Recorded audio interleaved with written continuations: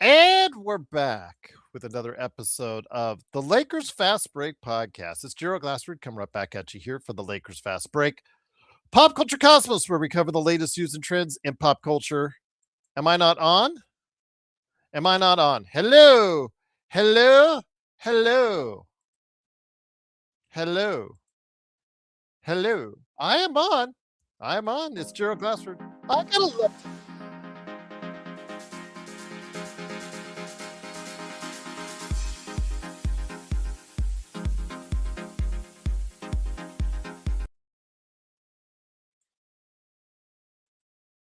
All right. We're gonna get this straightened out. All right, it's Gerald Glassford. That was weird.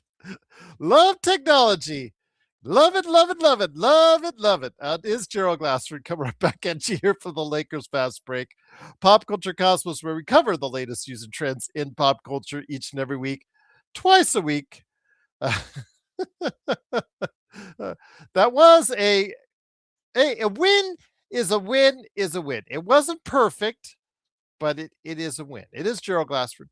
Truly appreciate you joining us. I also host the Pop Culture Cosmos, where we cover the latest news and trends each and every week in the world of pop culture, twice a week, wherever you get your podcasts. On the latest Pop Culture Cosmos, now available for members of this YouTube channel, or also as well on the Pop Culture Cosmos on YouTube or Spotify and Apple Podcasts. Josh Peterson and I talk about a Star Wars secession with Kathleen Kennedy out, Dave Filoni in, what's going to go on with the future of Star Wars. We talk about the struggles for the Switch 2, as they didn't have the happiest of holiday seasons. And we also go into depth in regards to streaming shows, some of the stuff that they do, some of the stuff that they put out, some of the things that have been asked recently. Just talked to Ben Affleck and Matt Damon regarding that, what Netflix wanted them to do in regards to the plot, and reiterating the plot for Netflix, plus also as well some of the content and boundaries that streaming shows are able to do. That's why streaming shows are probably creatively a lot better than what we're seeing right now in broadcast and cable. I go ahead into that along with Josh right there at the Pop Culture Cosmos, wherever you get your podcasts. Also, as well, Legend and I have dropped the latest NBA observations. Hopefully, you guys got a chance to go ahead and check this out. Joe, this is called a podcast on YouTube, and you're late as always.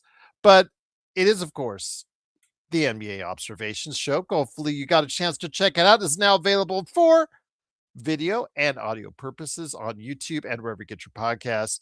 Legend and I go over the strange, very strange Charlotte Hornets. One day they beat Oklahoma City, they beat the Lakers, and then the next they're getting their butt kicked by Indiana. So, or actually losing to Indiana, excuse me. So, we're trying to figure them out. Plus, we talk a lot about what's going on at the halfway point of the NBA seasons. Great conversation with Legend this time out. So go ahead and check it out today at NBA Observations. We also want to give some love once again to the Drip Show Meister himself. Drip Show right there. Loving the Kobe and Gigi Pillow. Always got it by my side. Also, as well, of course, Luke and LeBron, the source of much anguish and the source of much pleasure for today for all of us Lakers fans, because it was a lot of each: frustration, enjoyment when it comes to the Lakers. Of course, you got see what I've got right there as far as that great canvas art for you from Drip Show at Drip Show Shop on Instagram and Twitter. Also, want to go ahead and mention that if you get a chance, please check out my good friend John Costa, Clutch Talk and Lakers Corner. He is not going to be here tonight. He did announce the other day he would not be here because today is his, I believe, 27th birthday. So happy birthday again, John. I know I wished it to you twice in person, as far as in the Discord, and then also as well wished it to you as far as on the phone, texting it to you. So happy birthday, my friend, from all of us right here at the Lakers Fast Break. I did surprise you by saying Joe Soro is right outside your door, knocking on your door to wish you a happy birthday right now. So John proceeded to go ahead and go through the window and run away down the street. But of course, it's the Lakers Fast Break. Truly appreciate you joining us. Thanks again for being a part of what we do here. Please like and subscribe, get the latest notifications on when we go live on the air with the latest Lakers Fast Break podcast. JSJ is bearing itself out, but you saw the best of Timmy and you saw the reason why he was having a hard time finding a consistent place in the league on the defensive side, JSJ. You've got to hide him on defense. It's that simple, but gotta love Timmy on that offensive end. El Rosto's here. Thank you so much, El Rosto. Appreciate the super chat as always. A triple double for Luca. I know as much anguish as we gave him during the broadcast today, he ended up with a triple double as the Lakers came into today on the start of an 8-game road trip. And boy, the defense in that first half was not something to remember, especially the fact that the Lakers at times were down double digits, fought their way back to close at the end of the half, but lost their composure, lack of discipline, whatever you want to call it. The Denver Nuggets went on an 8-0 run in a matter of seconds, and Luka got his 13th technical. His 16 will get him a suspension for a game. So you better watch out for that. It really just it unraveled as the Lakers went down by double digits once again at the end of the first half. But in the second half, the Lakers, something must have lit a fire under them because the Lakers came back on the defensive end and played one of their best defensive halves of the season, giving up only 36 points in the second half, 71 points in the first, right down almost in half to 36 points in the second, dominating the second half in the third and fourth quarter, outscoring them 58-36. Absolutely great performance on the defensive end of that second half. They focused in, locked in, and got the stops that they needed. Got back into the game, got the lead, and was able to hold off the Denver Nuggets in the Mile High City. No Jokic. They've been playing well without him, but not today, as they finished off poorly to the Lakers defense as the Lakers won 115-107. Lakers are now, I believe, back at 10 games above 500, 26-16. With a lot of action going on, some teams right next to the Lakers moving up, some teams right next to the Lakers moving down. The Lakers are 26-16. They're 9 games out of first place in the Western Conference. They are now in 5th place as of right now, a half game behind the Houston Rockets, and they are essentially in a tie with the Phoenix Suns and Minnesota Timberwolves because all 3 teams are 9 games back. The Lakers just have some percentage points ahead of Phoenix and Minnesota at this time. But yes, with what's gone on in the Western Conference, all it takes is one loss or one win can move you up and down dramatically in the standings. So right now, the Lakers are 5th place in the Western Conference. They're actually 3 games out of 2nd place in the Western Conference. So keep a note of that as well. But it was a triple-double for Luka, as El Rosto pointed out. Want to go ahead and give him some props. Yes, it was frustrating at times. Could have made some better choices in that first half on offense, but you can't fault Luka as far as overall shooting. 12 of 21 from the field, 3 of 9 from 3. Actually missed some shots late from deep. 38 points for him, though. 13 rebounds, 10 assists, 2 steals, only 3 turnovers. LeBron James, 6 turnovers, though, but 19, 9, and 8 for him. Marcus Smart at the end in that fourth quarter decided to go ahead and really get back into the game, providing some really key moments as far as from 3, shot 3 of 6 from 3 overall, 15 points for him. Provided some good defensive stops as well. A critical shot as far as from Aaron Gordon. He did foul Aaron Gordon, but he got fouled himself on the follow through. Really nasty kick to the groin area that everybody saw out there. But again, really great that the Lakers held the lead and finished it off for a 115-107 victory. What do you guys say out there? How you doing out there? All right, doing okay? We are winning the championship. JJ, always good to have you here, part of that. What's going on, Trojan Fight? Fight on, Trojan. What's going on? Good win tonight, surprising but still good. Yes, because it didn't look good for a little while, Trojan. The Lakers, especially with that 8-0 run at the end of the half where they seemingly lost focus, lack of discipline, what have you.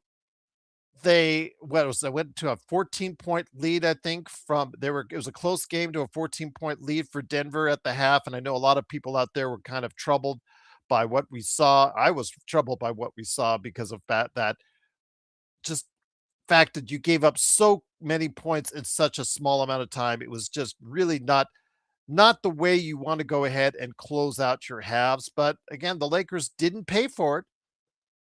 They didn't pay for the fact that they missed LeBron missed several free throws at the free throw line. He was terrible at the free throw line today. He even took that with the day he was having. He even took that technical in the second half. And I was saying, is there anyone out there on the floor that could have taken that free throw better that instead of him? Is there a better free throw shooter out there? And Gabe Vincent, in minimal attempts, he does have a better free throw shooting percentage. But again, LeBron just assumed he's going to take it. So he took it. And there you go. Nick T says, why do they keep on playing Gabe Vincent? Gabe Vincent, again, I just mentioned him right there. He did not have the greatest game of the world, but 5 points for him. 17 minutes. Jackson Hayes, 4 of 5 shooting for him, 9 points and 5 rebounds.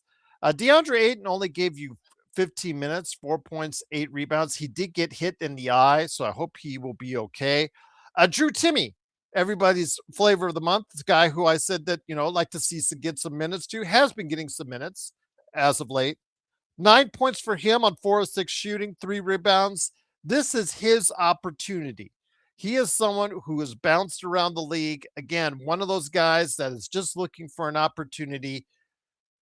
It's not perfect because you saw him on the defensive end get owned on a couple of occasions. That's the reason why he has a hard time sticking in the league. But offensively, you can see this kid can shoot and is a good passer. I really think that the Lakers might give him even more of a look as long as he can continue to play like this. Rui Hashimura, tough day shooting for him, 4 of 13, but still gave you 9 and 6. And again, the Lakers did pull out the victory, 115 to 107. Very heavily reliant on our top 2 stars today. I know that doesn't sit well with everybody because we were talking about how on the Discord how everybody needs to get more involved when Luke and LeBron. It's just they don't have a trust factor with their teammates. It's just seemingly looks like that at times. But again, they were able to get back into this game. Credit to the Lakers playing better as a team, especially on the defensive end of that second half and getting the victory 115 to 107. El Rosa says, based on the results for January 2026, the Lakers did not come back to win their game. They lost to the. Yeah, I know exactly. Well, they got it today, but they got it. We'll take it. JJ Rick, do you think we are title contenders? No, I do not. Do not think we were title contenders now. And we just beat a top 3 seed without their top player in Nikola Jokic. And they're one of their top defenders in Christian Brown, I believe, was also out of the game. So you tell me, JJ, you're not going to get us to fold and say differently than what we've been saying from one game to the next just because the Lakers win one game and then they lose one game and then they win one game. So come on, JJ. Yes, you're wasting your efforts typing it up on the keyboard when you say that stuff. But Nick T says he's proud of Luke.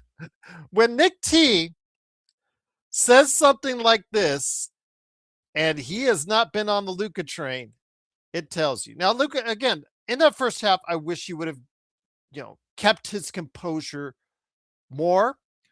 He did take a ill-advised 3-point shot that was about 14 feet too close. I mean, it was just, it was short. I'm sorry, 14 feet too short. It would have been nice if he just looked a little bit more for his teammates in that first half. But you know what? Again, you got to give him credit. He and LeBron, for despite all the things that we say, did focus more on the defensive end in that second half. They forced turnovers, both of them. They both looked like they were more engaged and gave effort because they saw that if they did, that would help this team lock in and get focused more on the defensive end and get them victory. And that's what happened. They did. they follow the example set sometimes by Luca and LeBron. When Luca and LeBron get all mad, get all pissy at the refs, they stop focusing on defense. They don't go back on transition defense. They just sit there and argue with the refs like they did near the end of the first half.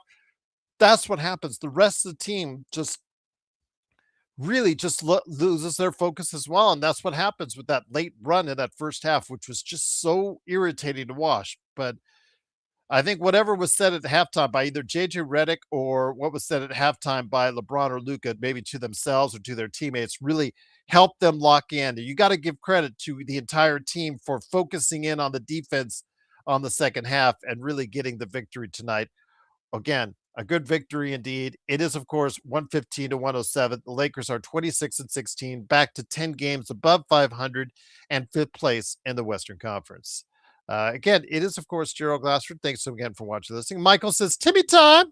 Timmy time. Timmy, again, solid on the offensive end. Defensively, again, not the prettiest, but my gosh, I really think, again, when I said a while back, he should get some time. He should get a look when he was into South Bay and he didn't have the two-way. I said the Lakers should try to give him a look. And you know what?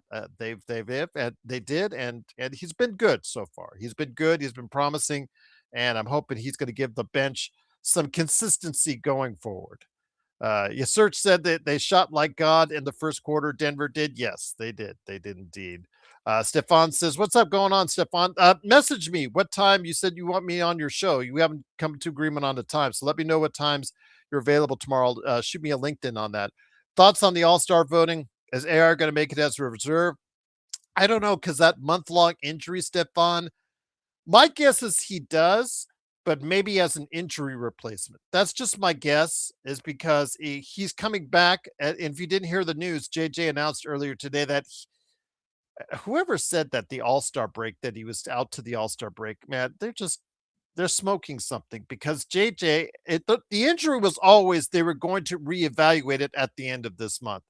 Well, JJ said today, before the game, that Austin Reeves will be coming back sometime before the end of this 8-game road trip, which is before the All-Star break.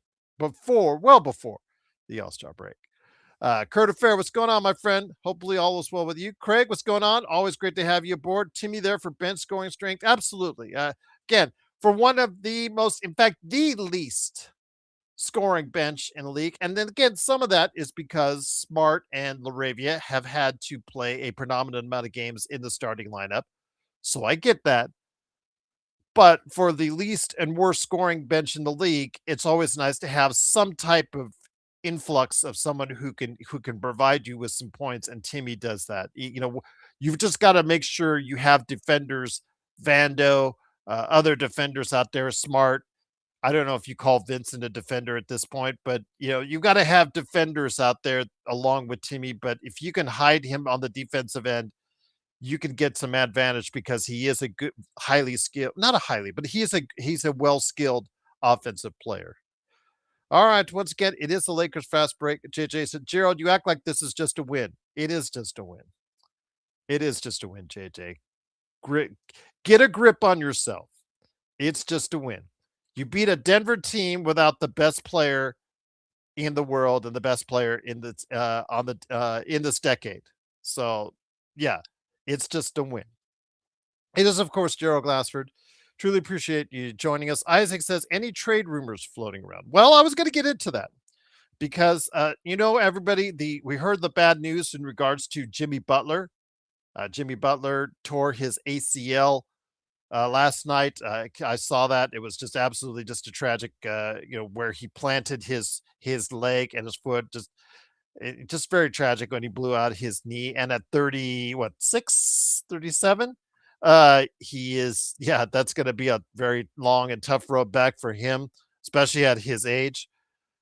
So what does that do for the trade market? Well, I mean, Jonathan Kuminga supposedly is going to get more time in the lineup for the Warriors, but given that he's already sent in a trade demand for the Golden State Warriors, what does that do to shake up the trade market? Now, I'm not suggesting that the Lakers look into trading for him per se, but every day that you have a player like Golden State that's out of the lineup for an extended period of time, like Jimmy Butler, and you have Stephen Curry also in the twilight of his career playing some of the best basketball he's played in a while, frankly, then you have to look for a team to go ahead and try and shake things up. And if they shake things up, maybe that will give the incentive to other teams like the Lakers to try and make a move on the fringes because they just don't have the assets to go ahead and really make a big splash per se, unless they give up, unless the team wants all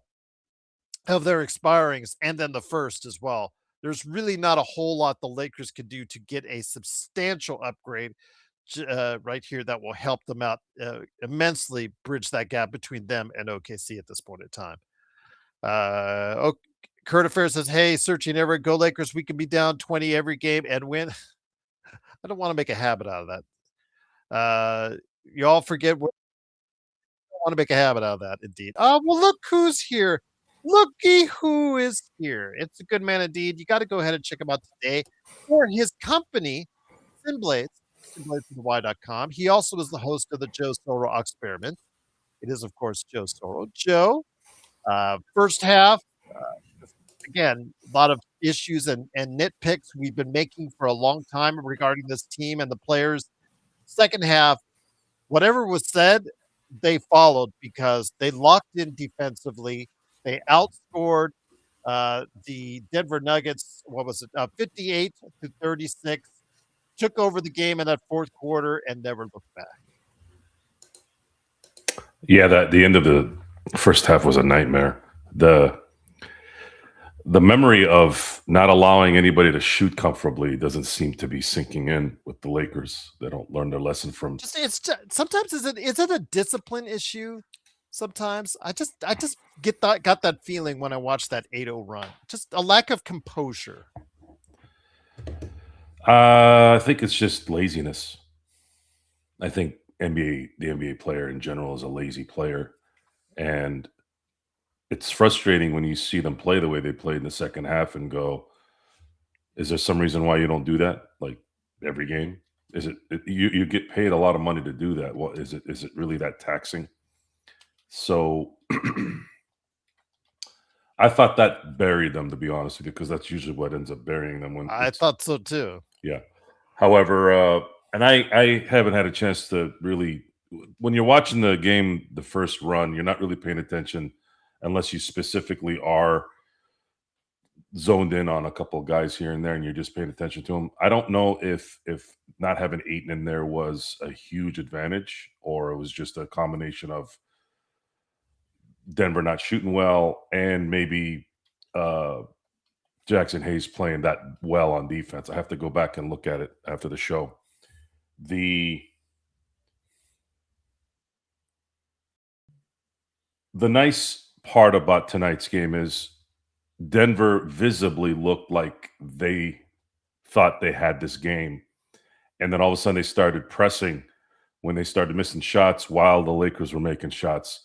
And then it never kind of went away. It's been rare to see that this year, especially in a hostile environment like Denver against a team like Denver that was playing very well without Jokic.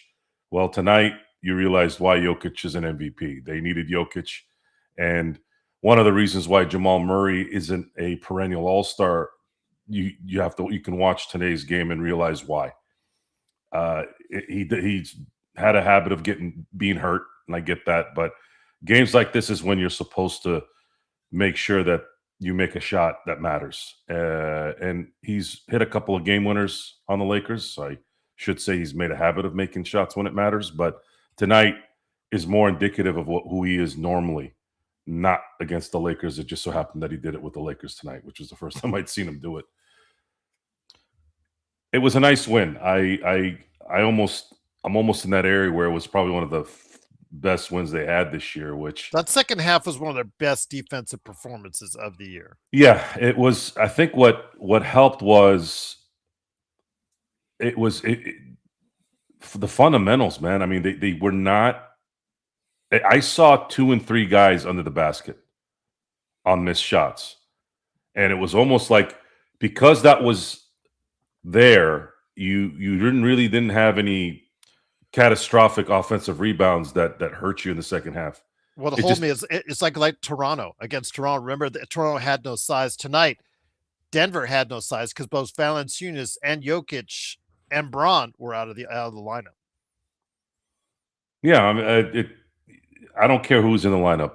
You got to win these games if you can win them, and they did because the Lakers are missing a starter as well, and they didn't have their starting center, which it's debatable that maybe it helped them in the second half because DeAndre Ayton a lot of times is the issue in terms of playing fundamental basketball on a regular basis and boxing out on a regular basis. I've been very happy with Jackson Hayes' play this year. I didn't think he advanced this well. Some of those alley oops that him and Luca were connecting on, I just it's those kind of plays where I'll have to educate the people around me because a lot of people don't really watch the games like we do. They're not Laker fans like we are, where they're watching games in every day, every other day. The plays like that is how I will explain it. I'm like, look, this doesn't come up on a stat sheet. He makes the shot. Obviously, it's an assist, but this kind of play is what sets the opponent's. It's what sets the opponent on their heels. They don't know what to do. It in this situation, it worked. He got an assist, he got a basket. But what'll happen is they're going to now have to prepare.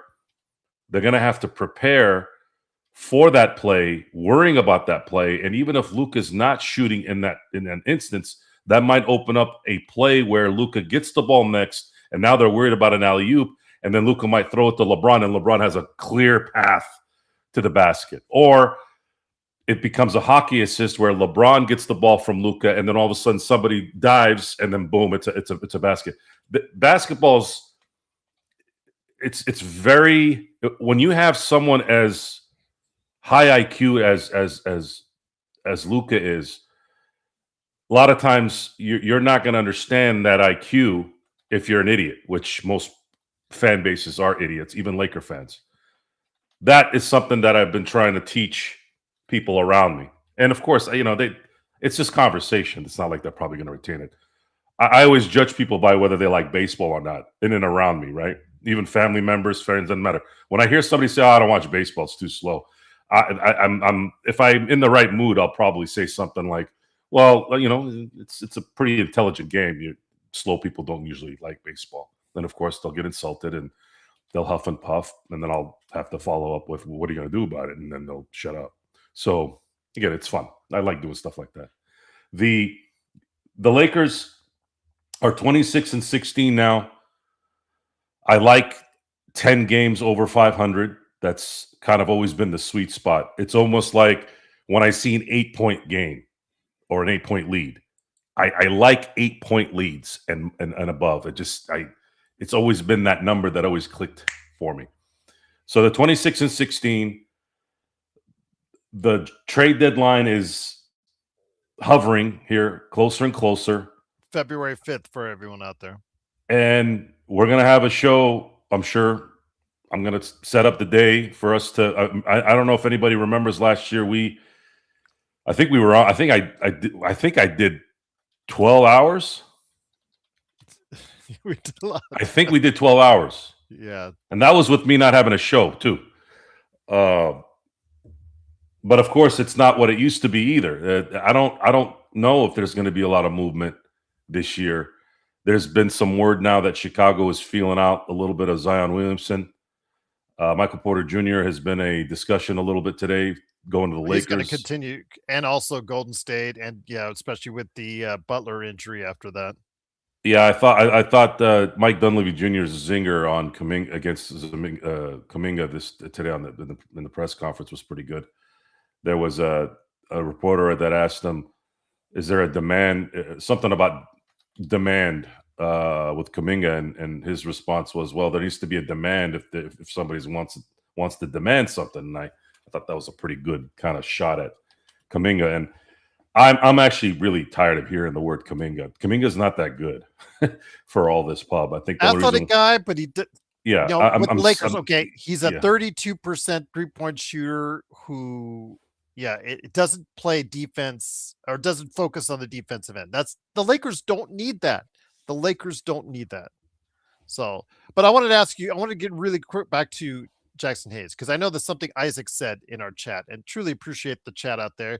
Cannot thank you enough. By the way, Craig, although the buyout market, remember, they are only, if they do nothing, the Lakers do nothing, they are $1.1 million over the cap. So they would have to wait either, do they pick up Nick Smith Jr. as far as for the rest of the season, or a Timmy for the rest of the season and use the money there, or if they wait for a buyout, that buyout has to be hit a certain number of games left before you could put him into that 15th spot on the roster. So just wanted to make sure that everybody's clear on that. But getting back to Jackson Hayes, it's something Isaac said, they should play Hayes more. We've seen this before, though, Joe. You said he's really had a good season. He has been at 77% from the field. I know that Stefan and I were going back and forth. That's really good as far as because he knows who he is. He knows what he can do and he knows what he can't do out there on the floor. The problem is, though, Joe, we saw this before last year. Remember after the Luka trade, especially after Luka trade, he started to gel real nicely. He had some really good games. He got into the starting lineup before the season ended. He had some really good games. They started to find him a lot on the lob, both Luka and LeBron.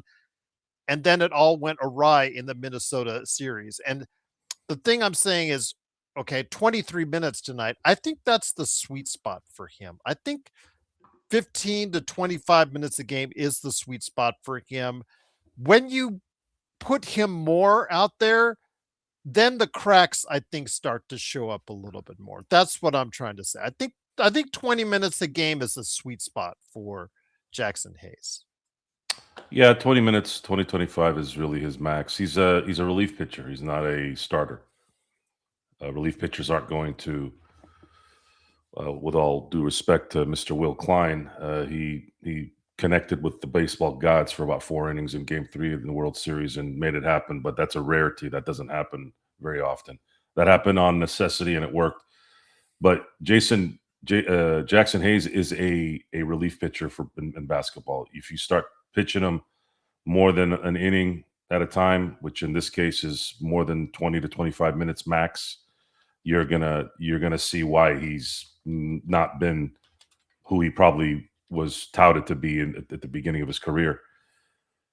But he has been playing better basketball in terms of knowledge. Like there's something that's happened with his basketball knowledge. I think his dives are better than ever. I think his screens and his ability to create space has gotten so much better. I know it may sound and look easy. Pick and roll is, in my view, the most standard fundamental play in basketball, and that is since the history of basketball, right? It is the most basic, effective play in basketball, and there's really no way to stop it, which is why it makes it so appealing. There's no way to stop it if you run it well. It's even if you know it's coming, you can't stop it. Why? Well, it depends on really, let's say Luka. If Luka's a threat at shooting, Luka's a threat at getting to the basket, Luka's a threat at throwing a haymaker, throwing a lob to do an and one if he sees your hand go a certain way, so you can draw the foul and make the shot. So now you're at a there is no way usually in winning that matchup unless you're someone like Jaylen Brown or Marcus Smart in his prime, where your hands are like Edward Scissorhands, you can get in there, right? But most players don't have that capability.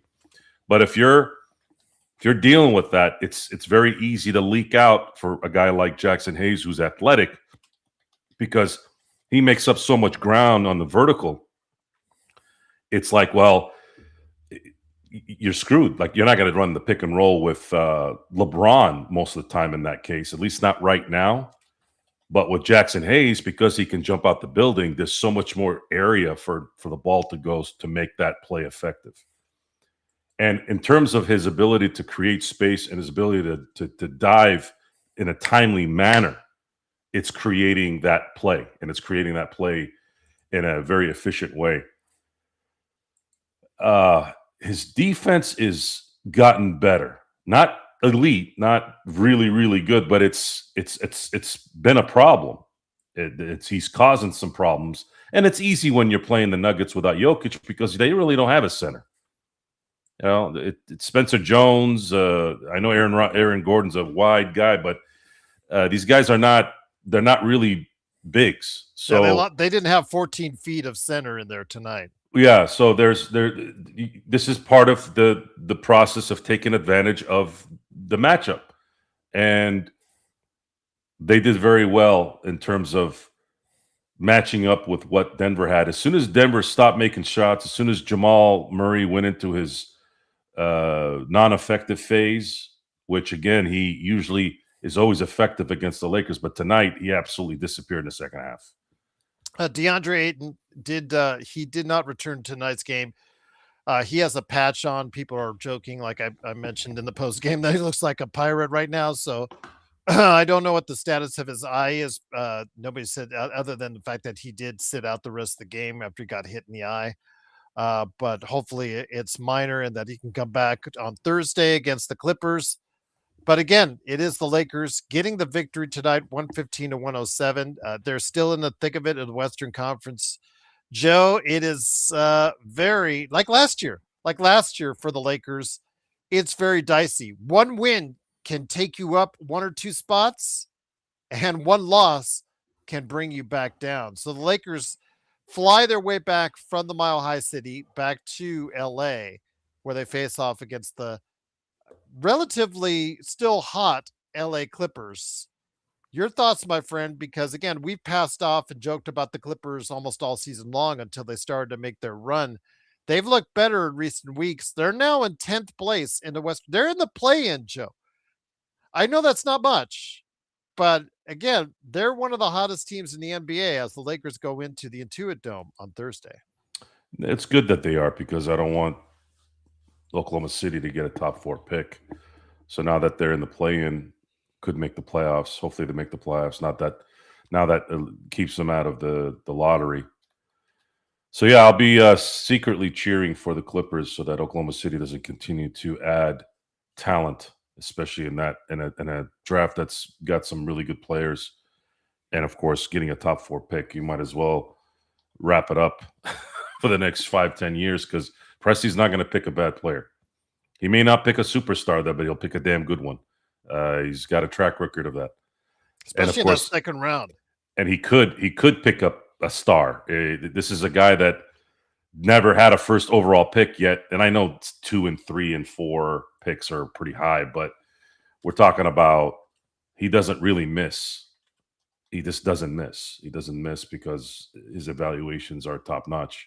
And there may be no Kawhi because he did come back home early on the road trip with his knee issues. So there is a possibility of no Kawhi Leonard, which again, during the fact that he's had one of his best statistical seasons, could be a big bonus for the Lakers. Yeah. You take advantage again of people being out. And I think the Lakers need to serve the Clippers a little bit of a revenge burger from the last time they were in the Intuit Dome. Hopefully the Lakers are into it enough to where they can beat the Clippers, finish off this Intuit run there. This will be their second game, and then hopefully the Clippers can continue to play well enough to where they don't give Oklahoma a high draft pick. That's kind of how I'm looking at the Clippers at this point. Looking at their competition, you got Portland, you got Golden State, which both of those teams could eventually just kind of drop off. Golden State is likely looking at a drop without Jimmy Butler. That's just gonna be how it is. They're already and that's what I want to talk to you about with 3 weeks left with the Kuminga saga going back and forth. They lost pretty big at home tonight to Toronto. They ran up the score big time on them. What are your thoughts on what Golden State might do before the trade deadline, given their current circumstances? I don't know what they can do, honestly. I really don't. There's definitely something there for Kuminga to there's definitely a team out there that would like Kuminga. There are teams out there that would want his services. What they get for that, that's the question. Is it Michael Porter Jr. out of Brooklyn? I don't know if that. I guess that would make sense, but then you're playing with the risk of is Michael Porter Jr. going to be the guy that hits shots on a regular basis, or is he going to be hurt? And do They you get want to? MPJ. What if they get MPJ and one of their big guys like Claxton or Sharp? Sure, yeah, sure, but do they want to add another $41 million next year in salary, or do they want to just wait this out, let the year go? Because I mean, it would make sense because really 2027 is kind of their last, like Curry's last, at least as of right now. That's the last year of his contract. Butler, same thing. They have a player option, or Draymond Green has a player option for next year. Butler's got another year, Yay! by the way. Huh? Subscriber. He's got another year. Thank you, Las Vegas Raiders, for subscribing. You brother. sure? Yes, Butler has another year. I think I have him only playing at the end of 2027. 2027. Yeah, that's what I meant. Next year. Yeah. I thought you said this year was the No. Next year. Next year they drop almost all of their big money contracts except for Draymond Green. They have a player option on him for 2027. I don't see him not picking that up. And then Kuminga is a team option, which I think Kuminga should be traded by the deadline because I think they can get something for him now. And then if the team that picks him up decides, we don't want to deal with this, then they have that option as well. So did you see that thing with Draymond Green and Mike Brown? He gave at the end of the game when they were at MSG, he gave him a big hug, and all the Knicks hated that. That's how bad it is right now in New York with Mike Brown. And somewhere Tom Thibodeau is laughing. Horrible hire. And I feel bad for Mike Brown a little bit. Mike Brown's not going to not take a job. And he seems to interview very well. He's very engaging. He's respectful. He respects people. I think that's the charm that Mike Brown has. The problem is most of those guys are Jay Wright disciples. And even if they're not Jay Wright disciples, it's osmosis now with Brunson, with Josh Hart, in and around that team. And then you also had a guy that was about it too, which was Tom Thibodeau. I don't know why they went from Thibodeau to Mike Brown. That's like going from Bill Parcells to Ray Hanley. For those of you who don't know who Ray Hanley is, do a Google search and you'll or just ask your local Giants fan in New York. So there's this fine line between appeasing the players and because you have to, right? This is NBA.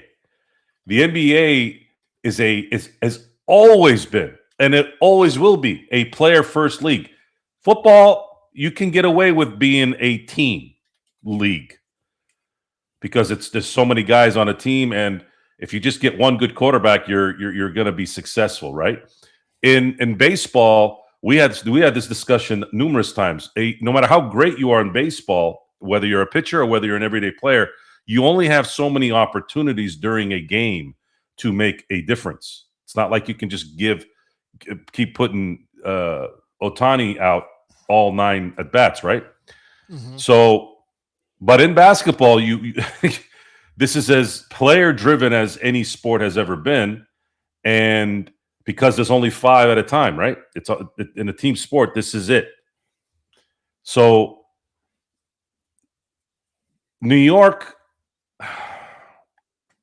anything that Draymond does is an irritant. It's an irritant. And I'm still waiting for somebody to sack up and clothesline him when he's going to a layup. Once again, it is, of course, the Lakers fast break. I know it's not my money, but I honestly think if I was making $20-30 million, I'd make the clothesline look a little more like I was playing the ball, but really Dennis Rodman him. There you go. Or Kevin McHale. That was deliberate. There was nothing there. Well, I know, but that was a good clothesline. I mean, as much as we hate Boston, you got to admit that was a nice clothesline right there as far as clotheslines go. from the world of wrestling. And again, it is the Lakers fast break. The Lakers 115 to 107. Intel Wild in the chat. Denver went ice cold in the second half, but that's why we won. But I'll take it. Again, got to credit some of the Lakers defense because it did tighten up. But yes, they did go cold indeed. Intel, it was great to see.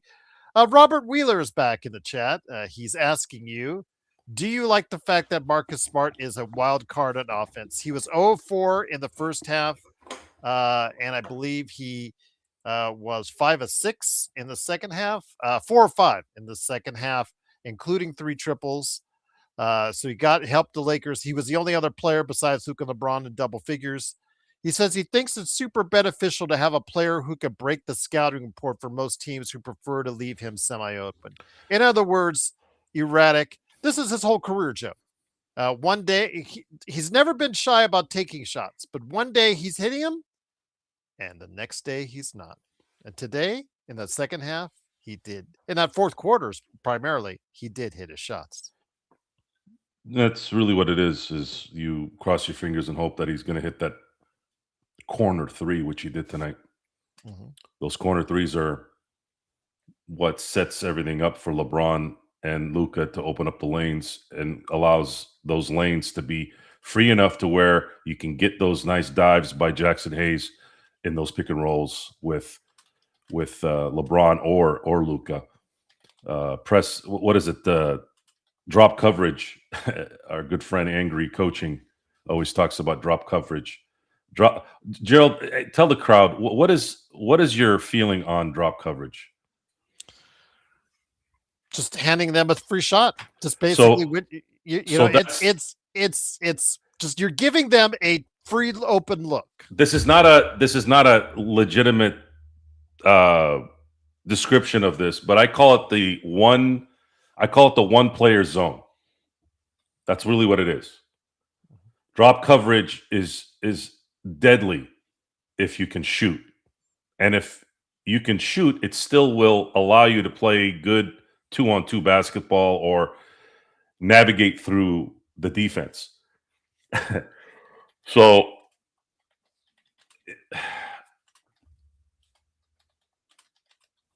if you stick to the fundamentals, even if you're not shooting well, we've talked about this a few times.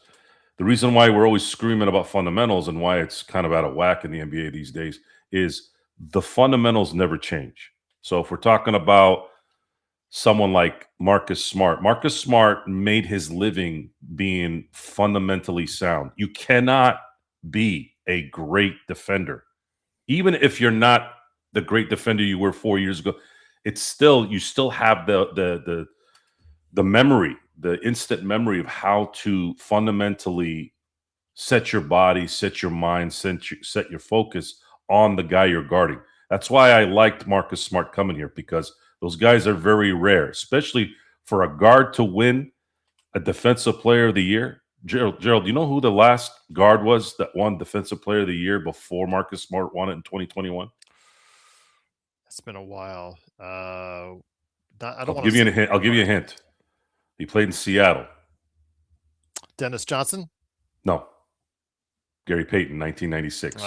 Yes, that's right. The glove. Yes. So, and we have done shows on this in the past where I never understood the laziness of. I know why they do it, because a lot of these pundits, journalists, I don't even know if we call these guys journalists anymore. Really not. Very few. Analysts, they are lazy voters because, they're on the East Coast, they're this, whatever. To me, what is more difficult, Gerald? Is it difficult for a 7-footer to be the last line of defense and make a problem for that guard or forward coming to the basket and then getting a rebound that's right there all year round? Or is it more difficult to guard someone and keep them from scoring on a regular basis? To me, I think the NBA made a major mistake not giving more wing and guard Defensive Player of the Year awards. I think giving it to the center because he's got more rebounds and more blocks is a very lazy vote. And you're right on that. I agree with you on that. Yeah. So, and why is that important? Because we had, I think, one of the worst votes, which was LeBron. I think it was 2011 or 12. I think it was 2012. Mhm. No, 13. Sorry, 2013. They gave Marc Gasol the Defensive Player of the Year, yet he wasn't on the first team. How the hell did that happen? How does that even happen? You have the Defensive Player of the Year that year, and he wasn't even on the first team, all defense. LeBron should have won. LeBron should have won Defensive Player of the Year that year, and he got hosed. There was a few years where I thought, even though he's a big, that because I think Duncan's kind of the exception to the big guys because he does his is not just block shots and get rebounds. That guy had a fundamental focus and a fundamental gift that very few have had. Very similar to Magic and Bird, because I always use those guys because they're not overly athletic yet. They don't need to be because they're that freaking ahead, right? Like Michael Jordan, Kobe Bryant, of course, they're fundamentally freaks, but it wasn't fair because those guys were fundamentally perfect, yet they were jumping out the building on top of that. But I think he lost at least one Defensive Player of the Year award. I would say in 03. There was years where I thought Kobe should have won it. So again, it's as far as Marcus Smart's ascent the rest of the year, you're gonna have to cross your fingers and hope what you saw tonight happens in the bigger parts of the major games as they continue.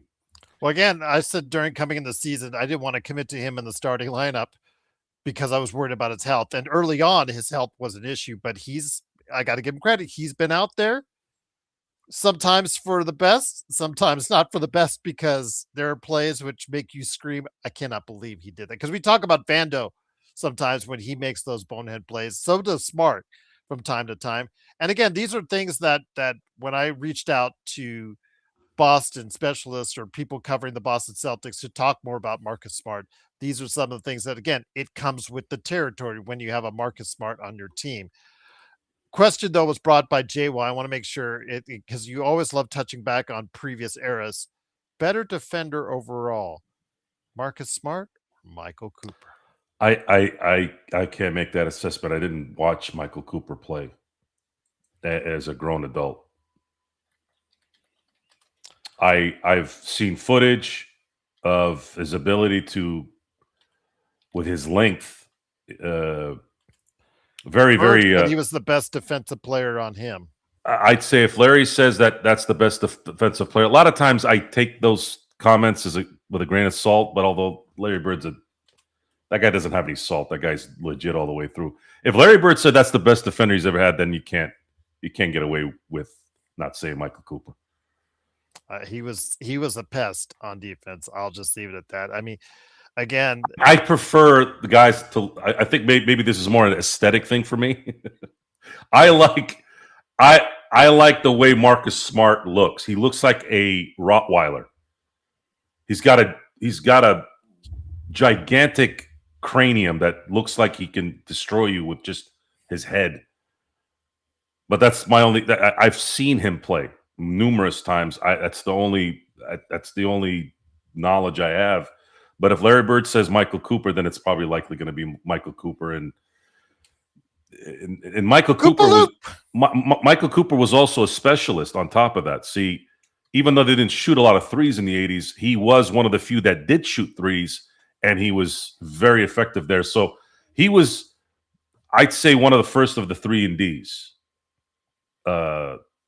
in basketball, because three-pointers weren't the thing until the ABA NBA merged, right, in '76.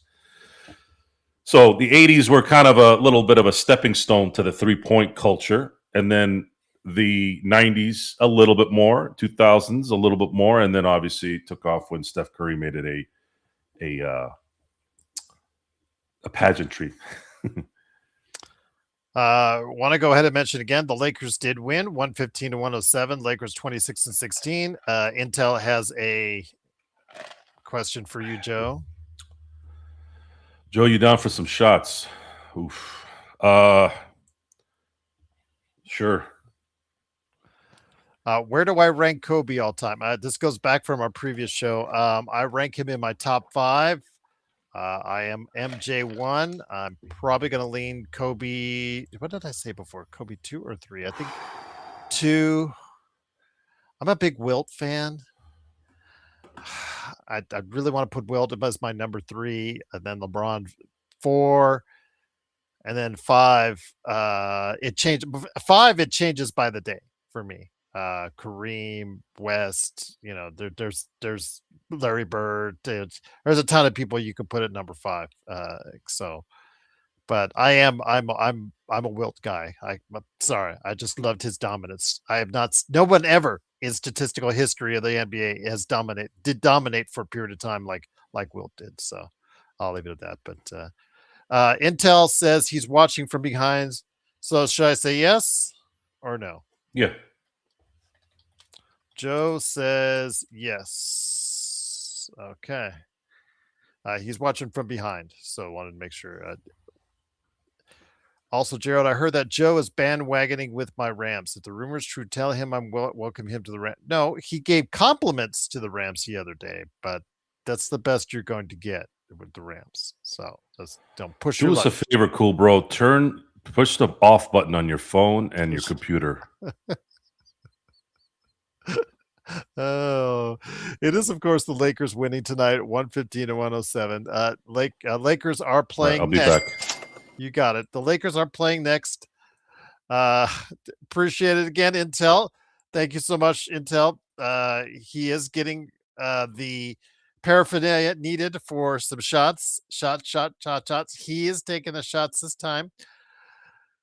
So with that, though, the Lakers 26-16, guys. Again, I've seen a lot of, and I get inundated a lot with mock trades out there. Some of them for nominal players.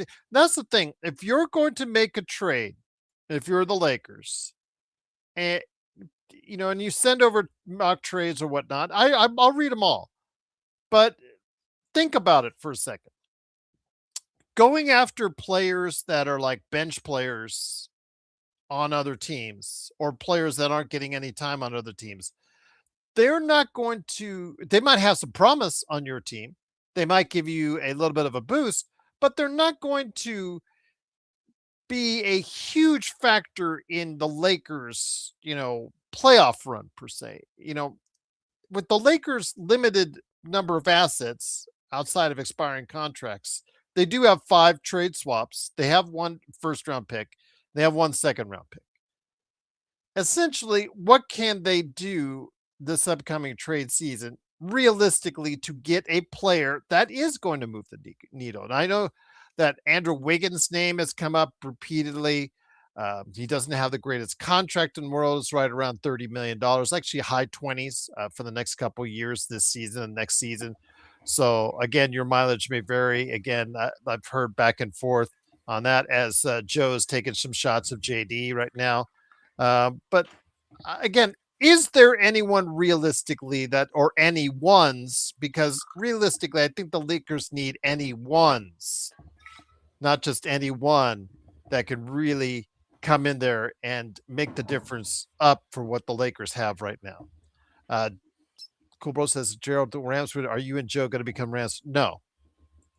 I'm an NFL fan, first and foremost. And first shot by Joe said 4 shots in 12 minutes is the number that he's. So I took it at 10:35. We have until 12:47 to take 3 more shots. 10:47.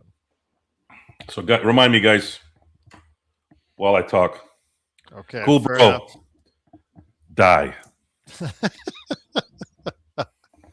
Not literally, just die away. I'm an NFL fan, not a Rams fan. That's always been hard for me. Even when Eric Dickerson was running up and down the field, that was still just, I don't know. It's just something about maybe it's the logo thing, just never appealed to me or whatnot. But again, it is, of course, the Lakers fast break. It is, of course, Joe Sorrell along with Gerald Glassford. He's got JD. It's Jack Daniels, Isaac. It is, of course, Joe Sorrell along with me, Gerald Glassford. Thanks again for watching, listening. Again, the Lakers do get the victory. They're in 5th place in the Western Conference, 26-16. Everybody's concerned about Luka. I think he got a hip pointer. What was it? The second or third quarter, we got hit in the hip. Kind of was rubbing on it for the rest of the game. You've got DeAndre Ayton with an eye injury. We don't know how long that is going to last. So we're kind of worried as far as the Thursday game with the Clippers, because for however great this victory is, could be, you know, another side of a loss because you weren't able to suit up everybody on the other end. The Lakers are now on an 8-game road trip. Yes, I know one of the games is into it, but essentially the Lakers are on an 8-game road trip. What do you think they need to do on this road trip to satisfy you, or to say, hey, that's a good road trip for you? Because you said 4-4 earlier, but hopefully, we want to see if you Well, can. I sort of submitted to a loss in Denver because there's a history there of them not doing well in Denver, no matter what. However, this is kind of house money now, right? So you won in Denver, and I feel they should beat the Clippers without Kawhi there. I feel like, okay, well, you can start 2-0 out of the gate. Now maybe you can turn it into a 5-3 run. You do 5-3, you win the road trip, in my view. That's how I'm looking at it. That's a fair assessment. 5-3 is good, and the Lakers have been playing amazing, better on the road than they have at home. When you look at their stats, Joe, the Lakers right now on the season are 14-8 away from home and 12-8 at home. So, and they're not playing juggernauts. They're not playing Oklahoma City. They're not playing San Antonio. They're not playing. I think that's probably it, right? They're not playing Detroit, so they're going to go into Dallas. They're going to go to Chicago. Dallas, Chicago, not bad. Cleveland, good. Washington. So then you got New York, which is going to be a tough one, and then Brooklyn. So if you look at, if they win on Thursday, now they're 2. Now they got to win 3 of the next 5 games. I don't see why they can't beat Brooklyn, Washington, and either Dallas or Chicago. Now that puts them at 5-3 for the run. It's very doable if they win on Thursday that they could go 5-3. For sure 4-4 at that point, because I don't see them losing unless there's a major injury from Luka or LeBron. I don't see them losing. I don't see them losing 6. Just I don't see it. This is the first time the Lakers have. And they're going to be home. By the way, sorry, they're going to be home for a while. Think so. If they can get out of this 5-3, that puts them at. Right now, that puts 31, them at 30 and 31. 20. No, 30 and 19. 31 and 19. Yeah. 30 and 19? 31 and 19. 31 and 19. So you now finish that last crazy road trip. Well, there's another one in March, but at least with that one, they're playing Houston in back-to-back games. So they're not traveling in that. But this is probably the one where it just seems like it's a lot of time. Then they come home.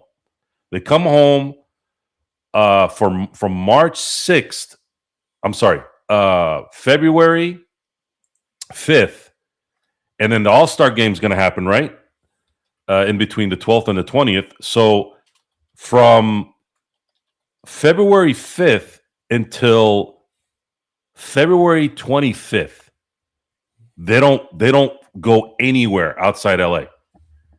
That's freaking 3 weeks that they're not going to travel. 3 weeks. And even when they do travel, they're only going to Phoenix and San Francisco. That's a damn dude. If you don't take advantage of that run, and they're playing Sacramento at home and New Orleans right after that. So these guys actually, they don't really leave the West Coast for like a month and change. A month A full month. They don't leave the West Coast. Got to take advantage of that. So if you can come out of this road trip 5-3, and then you win your home games in a good fashion, you're not losing stupid games. At least you're competing, whatever, right? Mm-hmm. I think you're putting yourself in a position where you could solidify a top four seed. That, I think, there is when they can do that. That's where they can set the stage for having a really good shot at having home court in the first round, because that's really ultimately what it's going to be. Any concern of note when the stats thrown out there that this is the first victory over a team that's better than us since November the 5th? Yeah, it's a concern, but if they start winning those games now, it doesn't matter.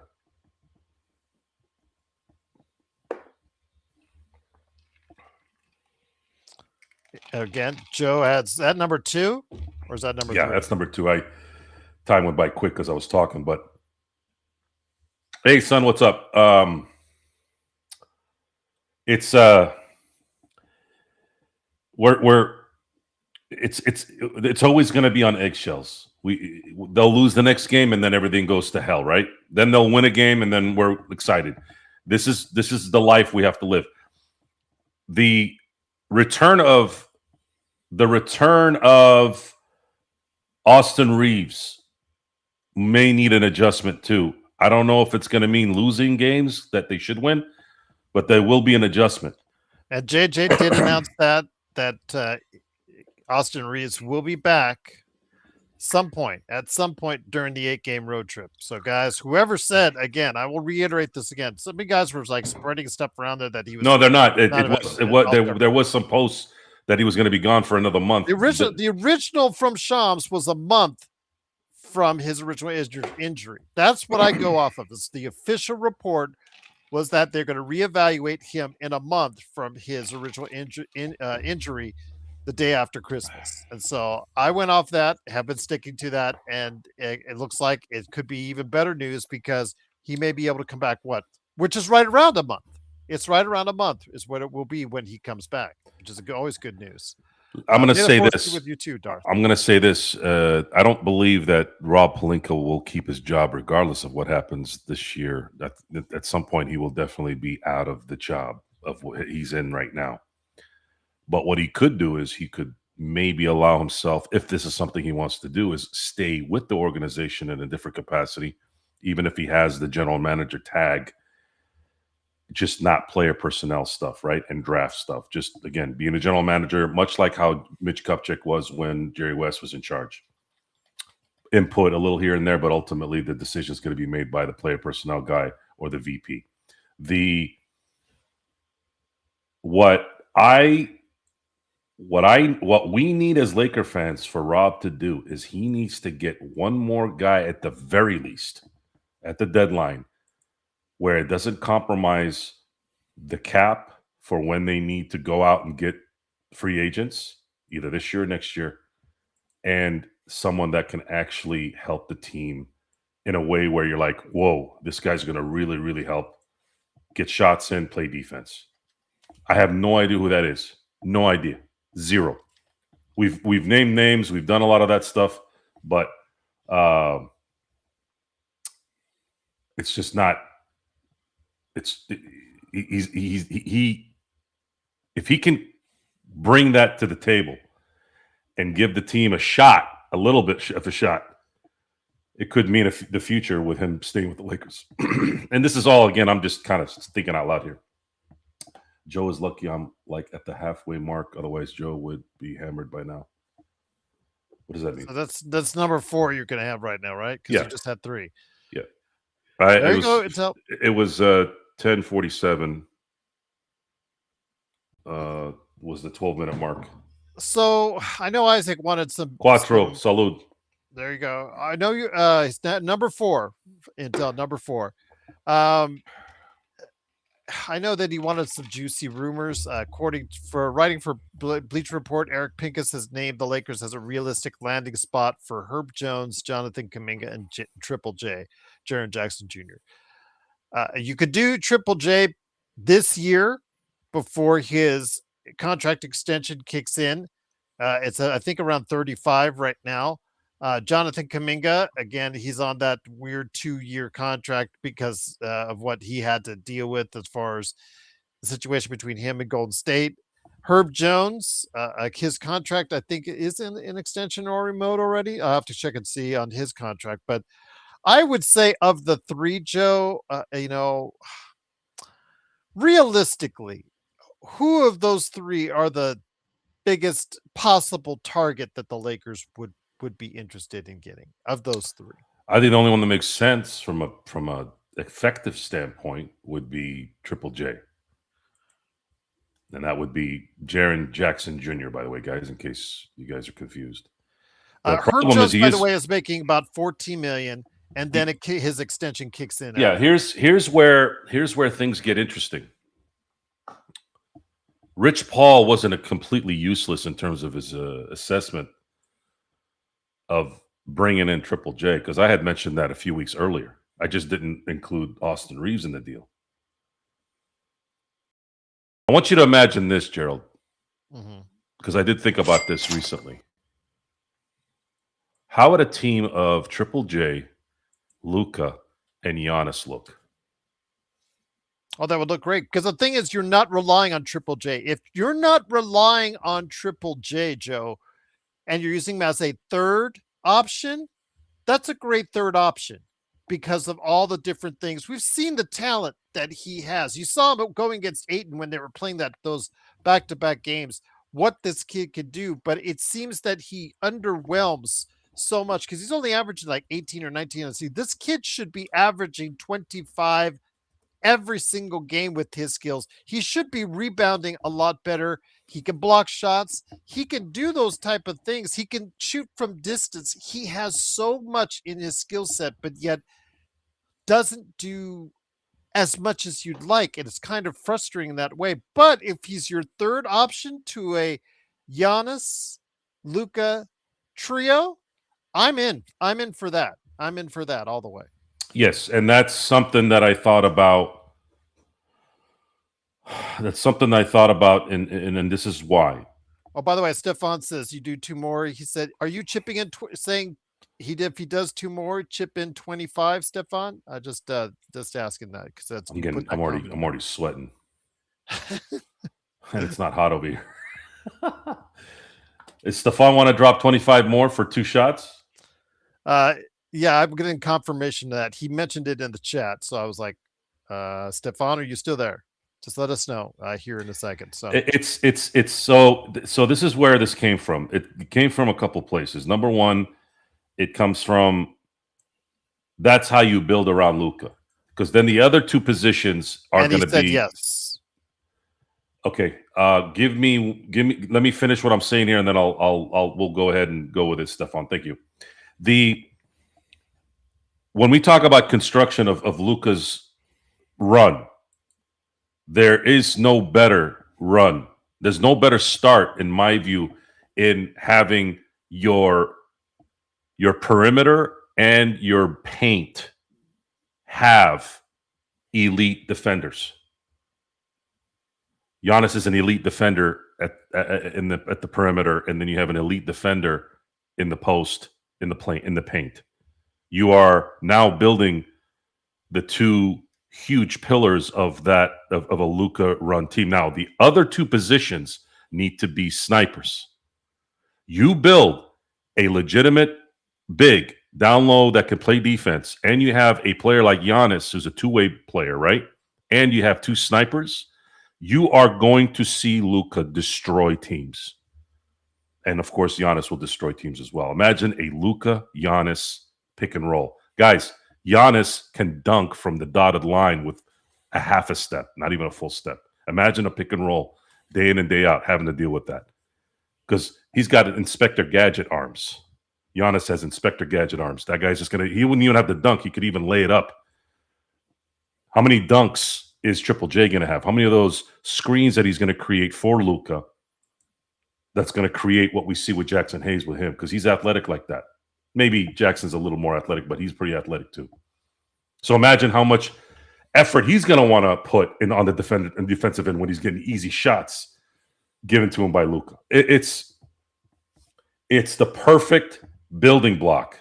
So if I had to pick a trade,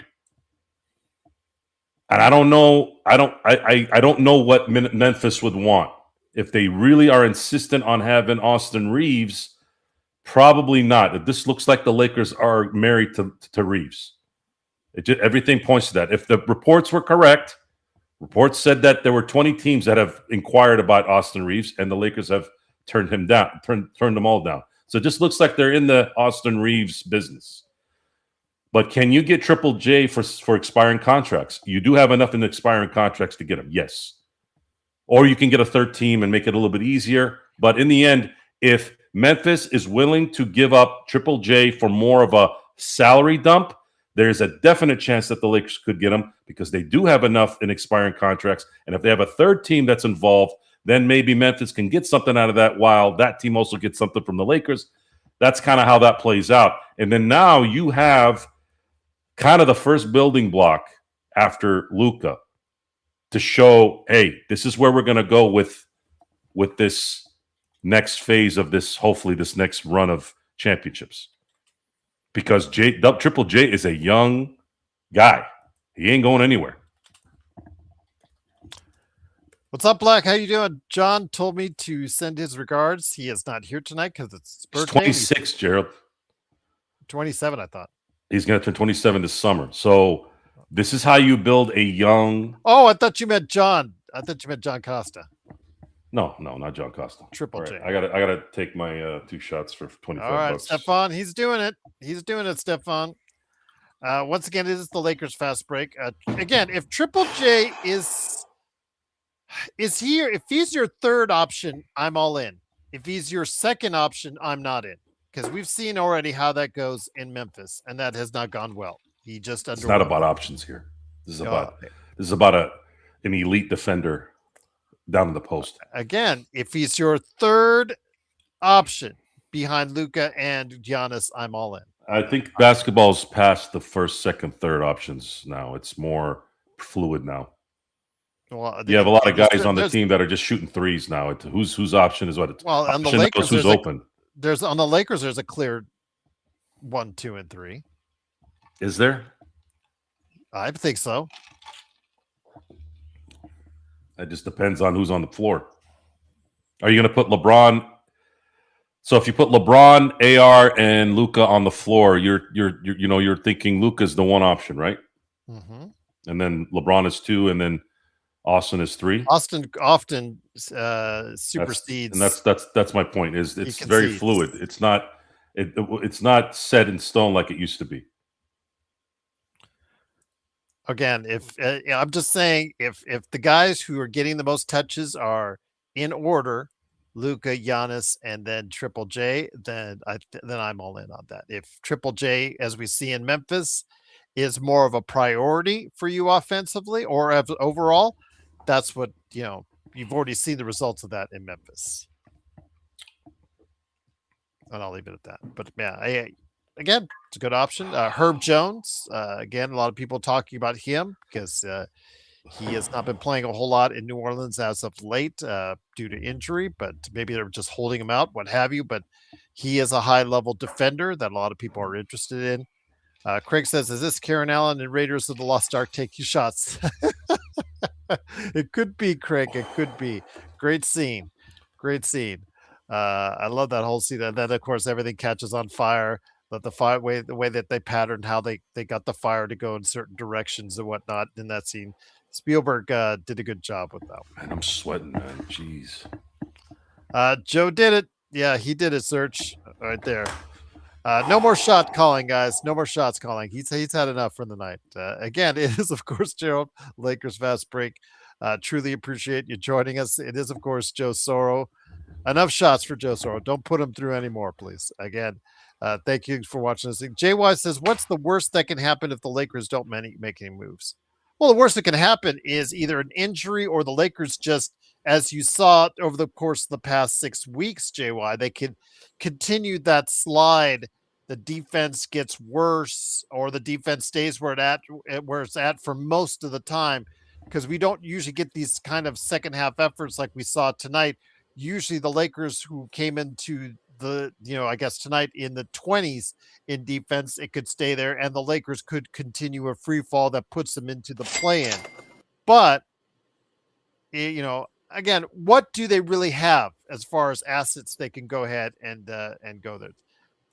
It's only letting me do 1999 on this thing, but salute dog, big dog. Also Thursday too. And yes, Thursday is the anniversary of Kobe's 81, the 22nd, 81 of Kobe's 81 as well. Yes, absolutely. Appreciate it. Very kind of you to do so. But Joe, how you feeling, man? You okay? Yeah. Okay. I just read an article that the Celtics are interested in Triple J. Yep. I think a lot of people are interested in Triple J, given the Memphis season right now, given the fact that there's not really a whole lot of interest in Ja Morant. So there you go. Yes, but thank you, Stefan. Appreciate the super chat. I heard another super chat coming up here. Did he send another one? Oh, there you go. Yes, he did. He got the 25 in there in 2 parts. So, hey, YouTube's weird on that. Just I don't know why. I don't know why they do that, but appreciate the 25 that you put in there. Thank you again. It is of course the Lakers fast break, but Joe, again, big win for the Lakers. It keeps them in the thick of things in the Western Conference. What if they don't? Let's put JY's question to the test. What if they don't do anything at the trade deadline? Because that is a great possibility given what Rich Paul, who I hate to give credit to on this, but I have to give credit to him, said about the Lakers' 2 current timelines about being competitive, but leaving that beautiful cap space open this summer. That's probably why then. But what if they don't do anything? Maybe they have their sights set for something of the summer. Then they don't want to compromise it, because you would compromise a lot of it, especially if they decide to keep Austin. That's my issue here right now. My issue is, are you really going to max out Austin Reeves? If you max out Austin Reeves, that's the issue. That's a problem, especially if you go and get.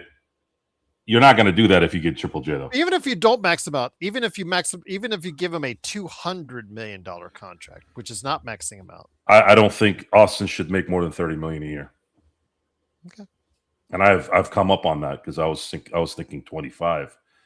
He's too one-sided. You can't give max money to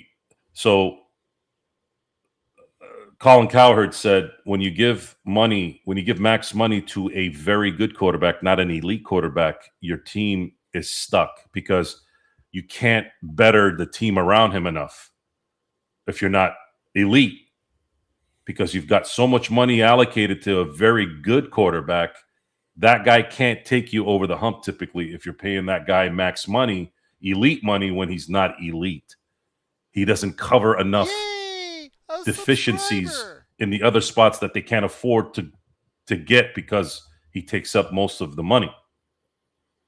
And that's what Austin Reeves would do. Austin Reeves making more than $30 million a year, if he's making $40 million a year, is going to put the Lakers in a very bad spot, even if they got Giannis, because it's still not a balanced team. It's not the best team you can build for Luka Doncic. Luka Doncic with Giannis and a Triple J is what you want to build a Luka team with, because Luka doesn't play stout defense. You need other guys on that floor that can do 2 things. 2 need to be able to play defense, and 2 need to be able to make shots. And then one of those here and there need to do both in spots. There is no this is not an argument. This isn't something that I opinionated on. This is exactly what needs to happen. If you don't believe me, go look at what Dallas was building in Dallas. But the problem they hit there was Kyrie. And all you got to do is watch the 2024 finals. Kyrie was exploited. Kyrie ran out of gas. Luka was playing with one leg. You have to have a balance for Luka. If you really want to be a perennial title team every year with Luka as the captain, you have to build the other 4 players with at least 2 stout defenders and 2 snipers, 2 really good shooters. Otherwise, it's going to be inconsistent. You're constantly following your tail. So they need to make that decision. Can they do it? Can they start early? Yes.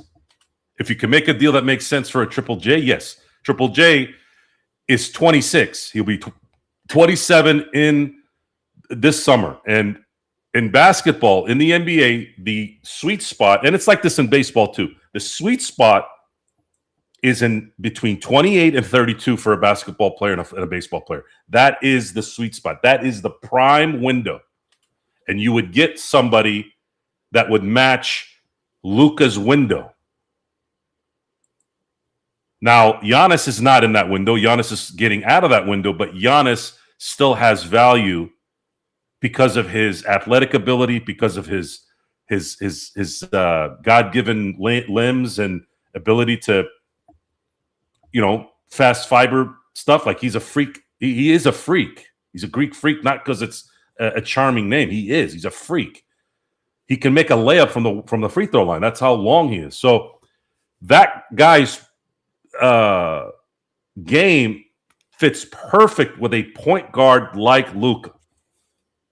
And we know this. Why? Because when he played with Damian Lillard, it didn't work out. Damian Lillard is a shooting guard. He's a shooter. He's a hybrid guard like Steph Curry was. That's not going to work for someone like Giannis. Giannis needs someone that's like Luka, who can dissect and destroy a defense and get him the ball in spots that's going to make him work, which is really going to be anywhere on the court. And what sets Luka apart from most is that he can get that guy that ball in spots at the perfect time so that he has the least amount of resistance to the basket. That's the IQ that he has. He's the Larry Bird, Magic Johnson, Tim Duncan IQ that he has. Luka is going to go to the league and appeal the technical foul that was given to him, his 13th of the season. Remember, guys, if he gets up to 16, he will be suspended. I'm glad it's getting close to that. Sorry to interrupt you, Gerald. So he has to change. He has to change. Stop talking to the refs. And this is something that I really, really think that JJ really needs to solve. I know we're putting a lot on JJ to do everything, and I guess that's the job of the head coach. But he really needs to sit down with Luka and say, "Look, Luke, I know it's going to be hard to break out of this, but at some point you got to break. We've all had habits in our life. People bite their nails, people play with their hair, whatever. It's a indirect activity, right? Okay." It's going to take a minute for you to get out of it, but you need to now really, really, really hone in on that mentally and stop doing it. Stop talking to the refs. Condition yourself to stop doing it. If it's in spots, tell the ref, "Look, this guy's grabbing me on the hip. Just kind of watch out for that." If Shaq, who got butchered every single play, didn't complain every time to the ref, then you cannot complain every time to the ref. No one got hammered more than Shaquille O'Neal. No one. And how do you – it's like the holding call in football. You could literally call a foul on every possession for Shaq. So the refs were screwed either way. And even Phil Jackson said Michael Jordan was fouled on every play he ever was in because there's no other – you couldn't stop this guy. He was too freakishly fast. The thing is, though, it's about, I understand it gets him fired up. Like LeBron. LeBron gets a tee like that, and it gets him fired up. He starts going in that mode where he starts guarding everybody, and he starts want to go ahead and charge the ball. Same thing with Luka, gets him teed off as far as being aggressive on the offensive end. But at that time, if you remember, that was at the start. That kicked off that late run that Denver made, where the Lakers just lost their composure. They seemed undisciplined, because that's the word that came to mind for me in that run was discipline. And the Lakers, had they showed some discipline, probably could have prevented that run from happening, because he just sat there and argued while when he was arguing, the other team was going on a fast break, leaving the Lakers vulnerable at that time. So again, it's who he is. It's who he has been. Can he change or can it work out for the better? We'll have to wait and see. But JY says Luka's immaturity may cost us Lakers fans a championship run.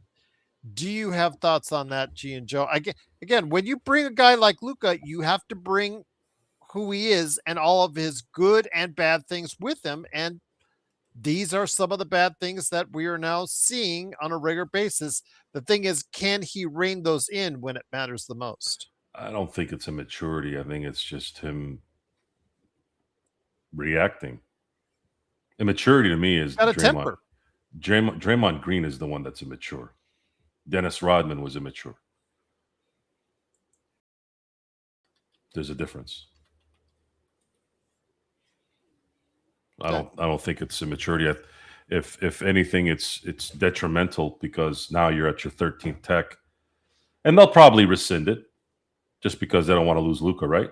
The NBA does have a obligation to have their elite players there. This is a guy that just beat LeBron, and I know LeBron is in his 23rd season, but that doesn't matter. If Kobe or Jordan or Shaq or any of those guys were still playing, they'd probably still be the highest vote getters with who's around now.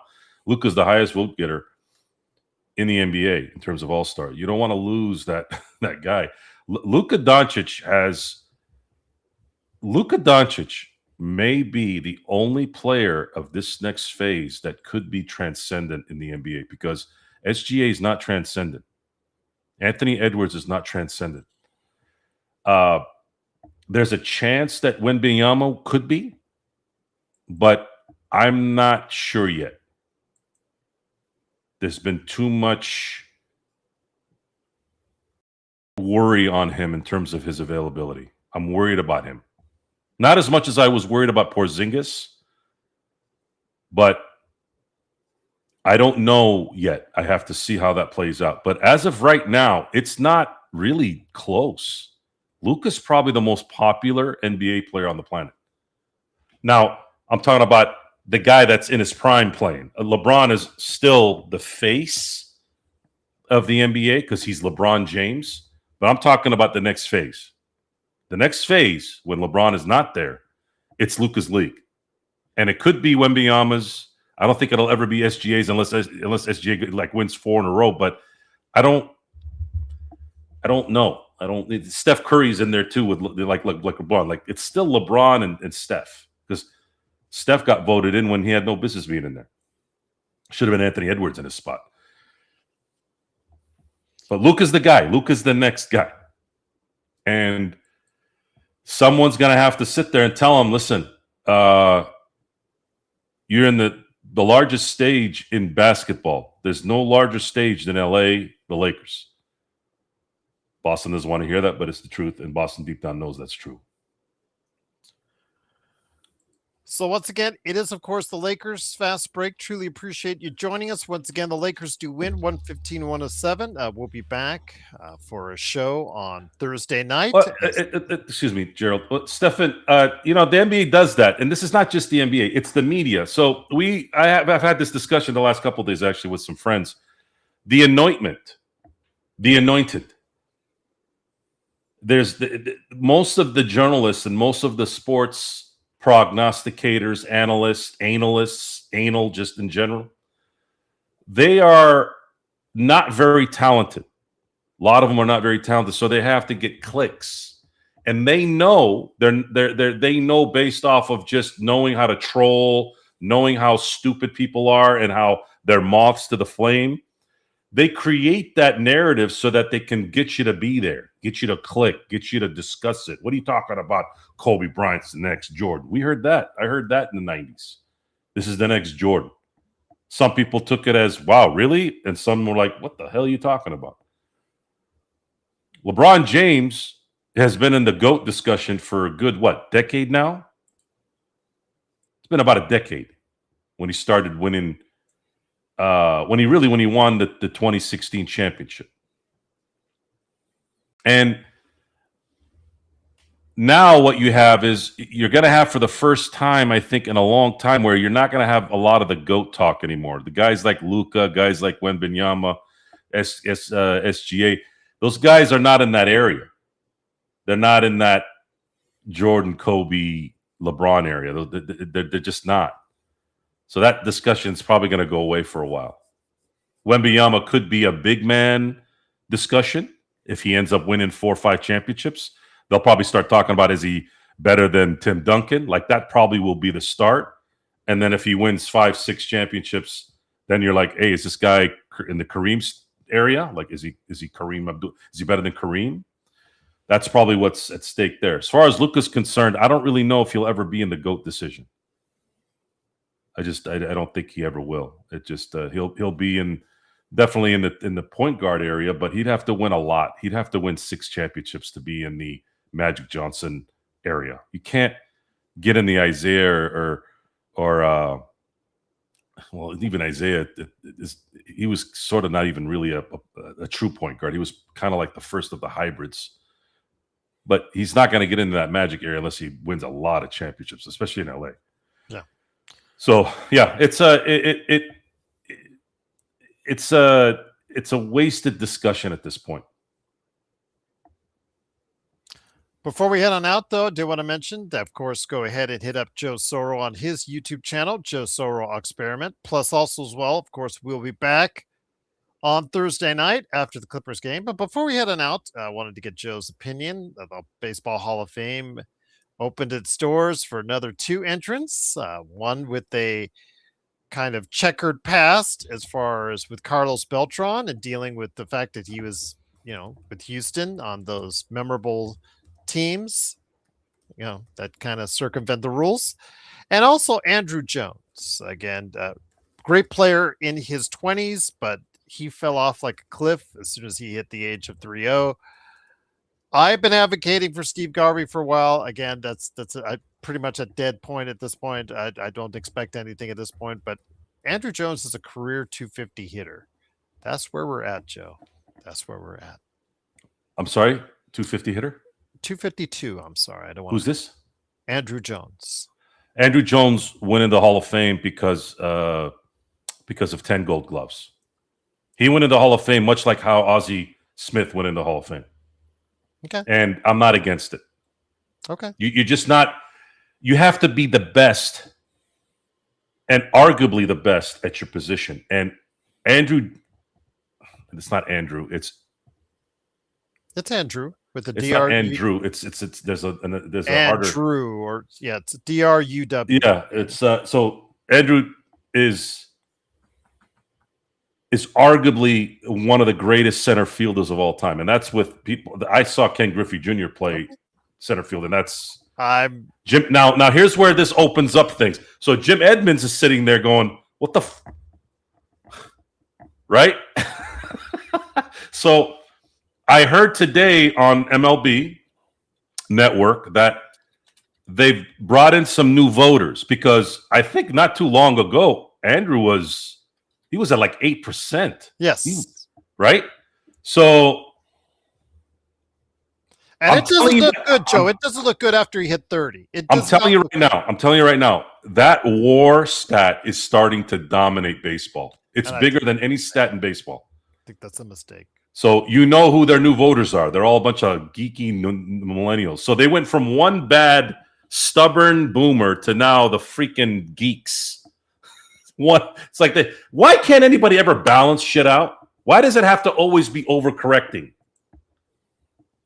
Is it that hard to know who was considered Hall of Famer? We're talking about this and questioning it. So that automatically, in my view, means he's not.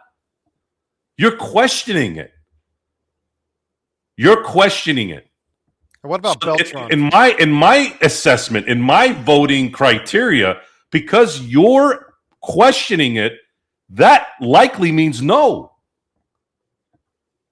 Just saying. Scott Rowland, that was the biggest shock for me. When Scott Rowland got in, I'm like, what? How the fuck did Scott Rowland get into the freaking Hall of Fame? I watched Scott Rowland play his entire career. I have not thought of Scott. God, I hate it. I don't know Scott Rowland. God bless him. I'm happy he's in the Hall of Fame. But Jesus, I never in a billion years watched a game with Scott Rowland and said, holy shit, we got to be careful of this guy. Not once. just the World Series run for him.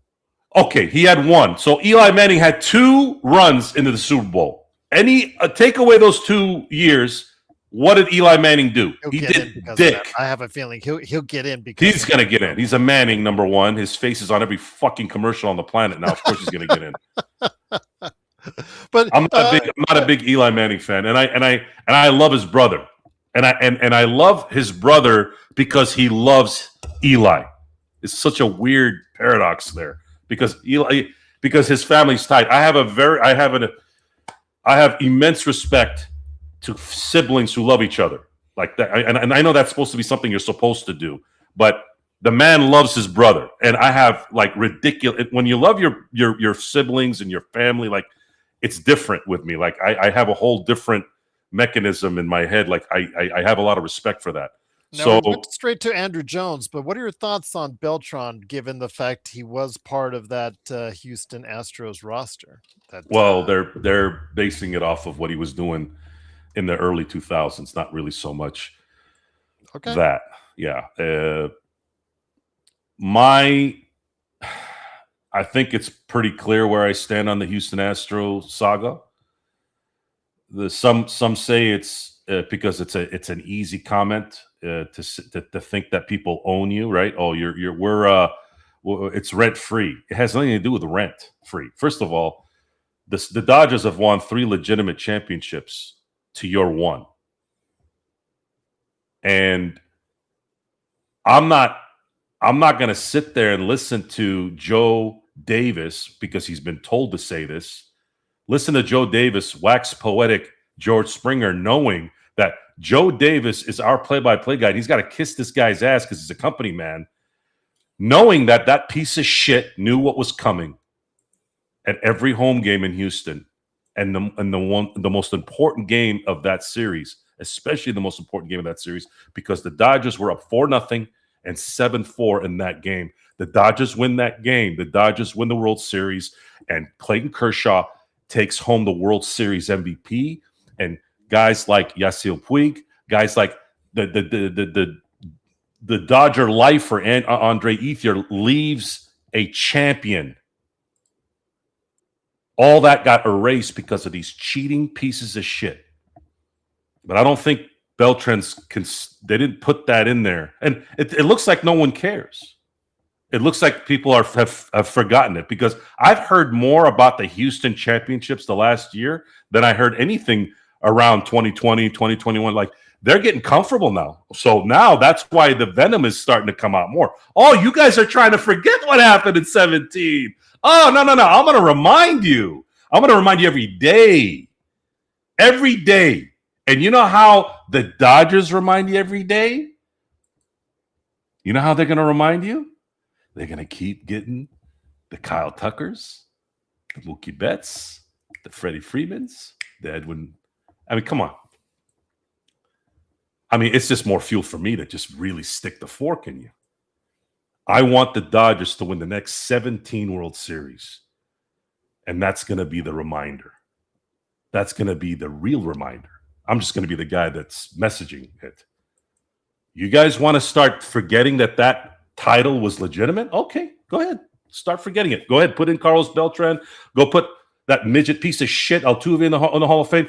I'm going to be right outside Cooperstown going, how many rings does he have? You're not counting 17, are you? You remember what he was doing, right? Oh, you remember when he hit that home run against New York? Don't touch me. Don't touch me. Who does that? Who says don't touch me when you just hit a game-winning home run? A cheating piece of shit. So, yeah, this is adding fuel to that now, Gerald. So all year next year, when the subject comes up, when they go in officially in July, I'm going to be right there doing a show, talking about it on a Lakers broadcast too, saying, hey, you guys remember what happened in 17, right? Totally fucking up that whole thing. It's going to happen forever until that fucking trophy goes back to where it belongs and that World Series MVP goes back to where it belongs, which we know it's never going to change, which means I'm not going to ever not talk about it until the day I die. And so with that, it is, of course, the Lakers Fast Break. If you have any comments, please leave it below. I truly appreciate the live chat that we've had. Really great live chat indeed. Thank you to all the people who provided a super chat. Cannot thank you enough for taking the time out of your day for watching and also providing a little something for us. And big shout out to Intel, as always, for his big contribution, and Stefan. Go ahead and check out Stefan's podcast right there for you as well. So before we head it out, my friend, any last thoughts before we do get on out of here? It's going to be a intriguing couple weeks. You're probably going to know for sure where the Lakers' direction is going to be after the deadline. You're going to know 100%. They're going to either go for it or by acquiring significant talent, not like Chris Middleton who gets bought out and you pick him up, something like that. No, if they get somebody in a trade and it's someone valuable, it doesn't necessarily have to be Triple J, just someone like, ooh, he's going to really help, right? Then it's pretty clear at that point that the Lakers are going to let this season run out the way it needs to. If they can compete, if they can sneak in something here and there, it's cool. If not, they're going to go into the 2026 summer going, all right, guys, we've cleaned the slate. Let's start really building this the way we need to. Appreciate everyone joining us. Once again, it is the Lakers winning 115-107. They're now 26-16, currently fifth place in the Western Conference. Remember, they are essentially tied for fifth place because there are three teams that are 9 games back in the Western Conference behind OKC. So with that, how does it move up or down? We'll find out after the Clippers game on Thursday. So for Joe Sorowitz, me, Gerald Glassford, thanks again for watching, listening, and all your contributions. Indeed, it has been a pleasure serving you tonight with the Lakers winning. Everybody seems to be in a good mood. It's good to see when the Lakers are in a good mood because everybody's happy. Let's hope the happiness continues as the road trip continues with game number 2, kind of a road game because it's at Inglewood in the Intuit Dome with the Clippers. We'll see you after that game, the Lakers and Clippers on Thursday night, right here at the Lakers Fast Break Podcast.